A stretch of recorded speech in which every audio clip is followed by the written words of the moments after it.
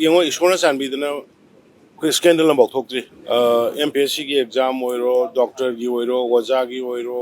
MR IRB की होइरो अतोप असम दा होइरो राजस्थान दा होइरो अमदा अरुणाचल दा होइरो थोइसे स्कैंडल्स है नियम जुम कितंग सोइबे यादबा अदुना कोई कितंग केयर लौबनी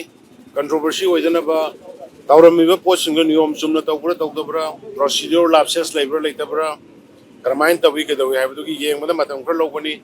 मरम चाब कई याम तुना है कनी मरम चादब कई कोई कखलप याय मरम चारम दब लेरगे कोई कखलक री तौरप याय अदुगा री तौरक तारगसु हानगी थागिबा मीसिंग कोई एज बार होयलोय मोय दम प्रायोरिटी पीगनी अदुगा मरम चाब चाब सिंगदी स्कैंडलस ओइरोइदबसिंग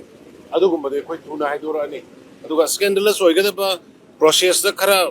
ए कोई तोम दाइनि गाइना कतोकन तौसलम यावरमगदी कोई मदुमदि डिलीट तौगनी कोई का अनोबा तौगनी